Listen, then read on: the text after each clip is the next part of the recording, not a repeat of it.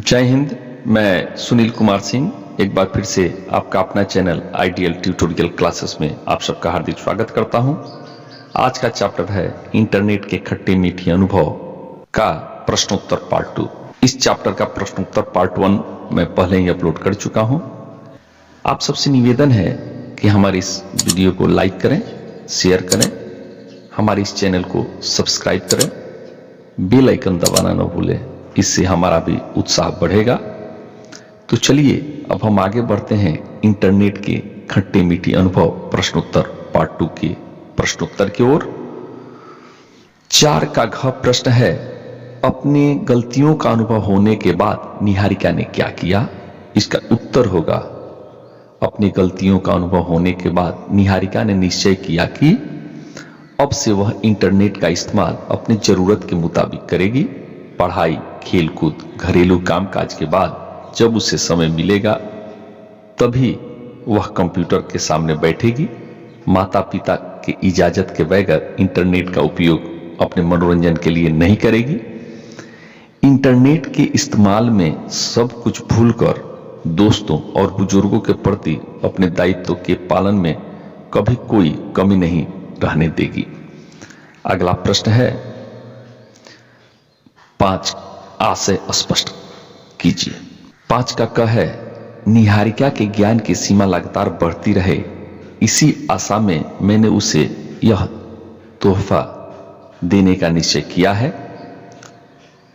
इसका आशय होगा, निहारिका की ज्ञान की सीमा लगातार बढ़ती रहे, इसी आशा में मैंने उसे यह तोहफा देने का निश्चय किया है। इस पंक्ति का आशय है कि निहारिका के पिताजी निहारिका को कंप्यूटर देना चाहते हैं ताकि उसके द्वारा वह घर बैठे दुनिया की सारी जानकारी लेते रहे और उसका भविष्य उज्जवल हो।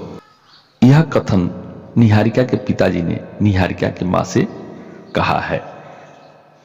अगला प्रश्न है 5 का ख, उसके मन में यही आशा रही कि सभी लोग इंटरनेट की मीठी सुविधाओं से लाभान्वित हों और वे सभी उनके खट्टे अनुभवों से दूर रहें। इसका उत्तर होगा, उसके मन में यही आशा रही कि सभी लोग इंटरनेट के मीठे अनुभवों से लाभान्वित हों और वे उनके खट्टे अनुभवों से दूर रहें। इस पंक्ति का आशय है कि निहारिका इंटरनेट के अच्छे और बुरे प्रभाव को समझ चुकी थी, इसलिए वह उम्मीद लगा रखी थी कि सभी लोग इंटरनेट का सदुपयोग करेंगे तथा इंटरनेट का दुष्प्रभाव से दूर रहेंगे। यहाँ निहारिका अपने जीवन के अनुभवों के आधार पर ऐसी आशा लगा रखी थी। फिर अगला प्रश्न है सप्रसंग व्याख्या। आपको बतला दूं, कोई भी व्याख्या है, सप्रसंग व्याख्या है, तो सेवा बोर्ड का नियम है कि इसको 3 पार्ट में लिखना पड़ता है, जैसे प्रसंग, संदर्भ और व्याख्या। यहां आप देख रहे होंगे प्रसंग है, संदर्भ है और व्याख्या है। तो यदि आप 3 पार्ट में नहीं लिखेंगे तो आपको फुल मार्क मिलने वाला नहीं है। 3 पार्ट में लिखेंगे तभी आपको फुल मार्क मिलेगा। 6 का क है, जिस प्रकार वायरस से होने वाले बीमारी से बचने के लिए डॉक्टर एंटीबायोटिक देते हैं, वैसे ही कंप्यूटर को वायरस से बचाने के लिए कंप्यूटर विशेषज्ञों ने कुछ ऐसी व्यवस्था कर रखी है। इसका उत्तर होगा, देखिए प्रसंग पहले लिखेंगे, प्रसंग को अंडरलाइन करेंगे, फिर ऊपर जो पंक्ति है कि जिस प्रकार, फिर डॉट डॉट दे करके और उस प्रश्न के लास्ट में जो 1-2 शब्द हैं, 3 शब्द हैं, उसको लिख देंगे। जैसे मैंने लिखा है जिस प्रकार डॉट डॉट डॉट लिख करके और कर रखी है, ऐसा लिखने के बाद फिर आप लिखेंगे प्रस्तुत पंक्ति हमारे पाठ्य पुस्तक अंबर भाग 2 के इंटरनेट के खट्टे मीठे अनुभव पाठ से लिया गया है।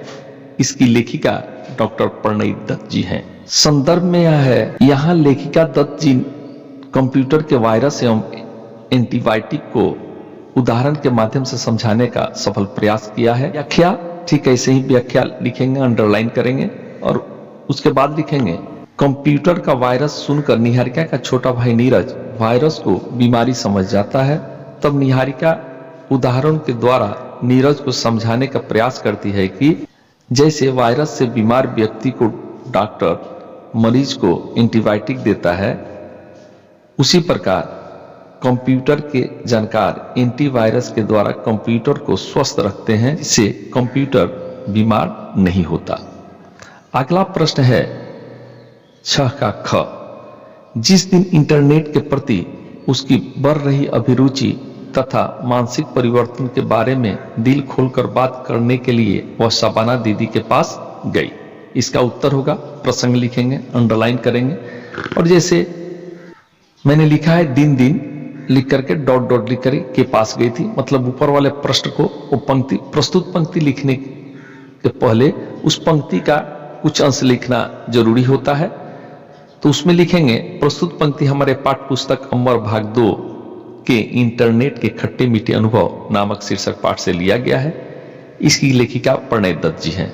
संदर्भ में आ जाएगा, इस पंक्ति के द्वारा लेखिका ने निहारिका की अभिलाषा और उसकी मानसिक गतिरोध को दिखाने का प्रयास की है।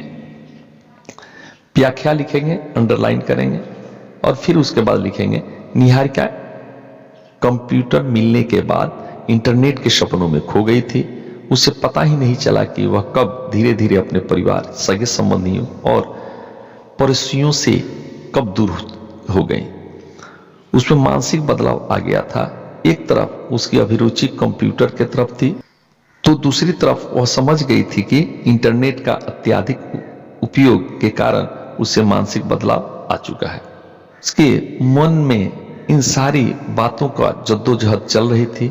इन मुद्दों पर दिल खोलकर बात करने के लिए निहारिका शबाना दीदी के पास गई, ताकि उसे सही मार्गदर्शन मिले तथा अपनी गलतियों का प्रायश्चित कर सके।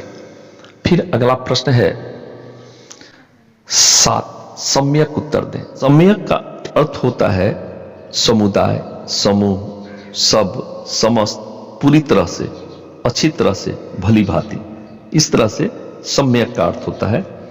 तो इस 7 का क है, कंप्यूटर घर में आने के दिन से लेकर शबाना दीदी के पास जाकर प्रायश्चित करने के दिन तक निहारिका के कंप्यूटर के अनुभव के बारे में अपने शब्दों में लिखिए। इसका उत्तर होगा, कंप्यूटर घर में आते ही निहारिका इंटरनेट के सपनों की दुनिया में खो गई। वह घर बैठे दुनिया की सारी जानकारी हासिल करने लगी। वह email, web page, website, home page, browser, video calling, e booking, e commerce, इन सारी सुविधाओं का उपयोग करने लगी। कंप्यूटर के वायरस को मारने के लिए शबाना दीदी की सहायता से एंटीवायरस सॉफ्टवेयर संलग्न किया।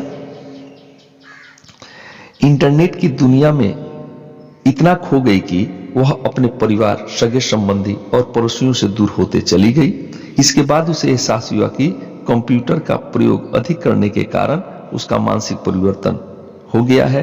निहारिका को कंप्यूटर के अच्छे और बुरे उपयोग का ज्ञान हो चुका था। अपनी गलतियों का सही मार्गदर्शन लेने के लिए शबाना दीदी के पास गई।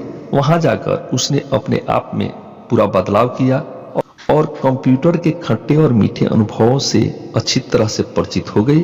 अंत में वह कंप्यूटर के अच्छे और बुरे अनुभवों से अपने सभी दोस्तों को अवगत कराई।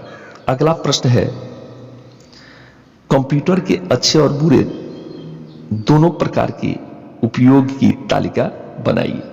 इसका उत्तर होगा, कंप्यूटर के अच्छे और बुरे दोनों प्रकार की तालिकाएं निम्नलिखित हैं। एक तरफ अच्छे उपयोग और दूसरी तरफ बुरे उपयोग के बारे में मैंने तालिका दिया है। अच्छे उपयोग हैं, कंप्यूटर के उपयोग से काम की सारी जानकारी घर बैठे कुछ मिनटों में मिल जाती है। कभी भी अपने मित्रों के साथ video calling, email, social media के द्वारा जुड़ सकते हैं। इसका बुरा प्रभाव है, कंप्यूटर के अत्यधिक उपयोग स्वास्थ्य के लिए हानिकारक है। कंप्यूटर के अधिक उपयोग से हम अपने परिवार, सगे संबंधियों और पड़ोसियों से कट जाते हैं। इसके आगे है, अच्छे उपयोग में है, बैंकिंग जैसी सुविधाओं का लाभ उठा सकते हैं। ऑनलाइन शॉपिंग, पानी बिल, बिजली बिल, मोबाइल रिचार्ज घर बैठे कर सकते हैं और घर बैठे शिक्षा तथा चिकित्सा का लाभ ले सकते हैं इत्यादि।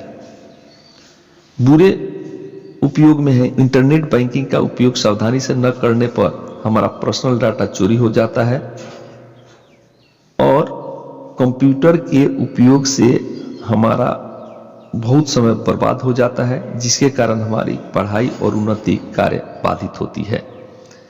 आगे का प्रश्न है 7 का ग, कंप्यूटर के दुष्प्रभाव से मुक्त रहने के लिए हमें क्या करना चाहिए? निहारिका के अनुभव के आधार पर लिखिए। इसका उत्तर होगा, कंप्यूटर के दुष्प्रभाव से बचने के लिए अपने मन पर नियंत्रण रखकर कंप्यूटर का उपयोग करना चाहिए। जब आवश्यक हो तब ही कंप्यूटर का उपयोग करना चाहिए। कंप्यूटर के उपयोग एवं दुरुपयोग को ठीक से समझने के बाद ही कंप्यूटर का उपयोग करना चाहिए। पढ़ाई, खेलकूद, घरेलू कामकाज से जब समय मिले तब कंप्यूटर का उपयोग करना उचित होगा। माता पिता के इजाजत के बिना इंटरनेट का उपयोग अपने मनोरंजन के लिए नहीं करना चाहिए। अगला प्रश्न है 7 का घ, कंप्यूटर के उपयोग से निहारिका को क्या क्या लाभ हुआ? अपने शब्दों में लिखिए। इसका उत्तर होगा, कंप्यूटर के उपयोग से निहारिका के तकनीकी ज्ञान में काफी वृद्धि हुई। निहारिका कंप्यूटर में internet, web page, website, home page के साथ साथ ईमेल, वीडियो कॉलिंग, ई बैंकिंग, ई बुकिंग, ई कॉमर्स इत्यादि के बारे में जानकारी प्राप्त की। घर बैठे देश विदेश के बारे में जान गई। सच पूछा जाए तो निहारिका के जीवन में कंप्यूटर आने के बाद ही वह दुनिया को पहचान पाई, साथ ही कंप्यूटर से होने वाले लाभ और हानि के बारे में वो समझ पाई।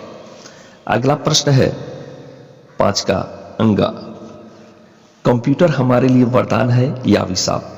सोच समझकर एक लेख प्रस्तुत कीजिए। इसका उत्तर होगा, कंप्यूटर हमारे लिए वरदान भी है और अभिशाप भी।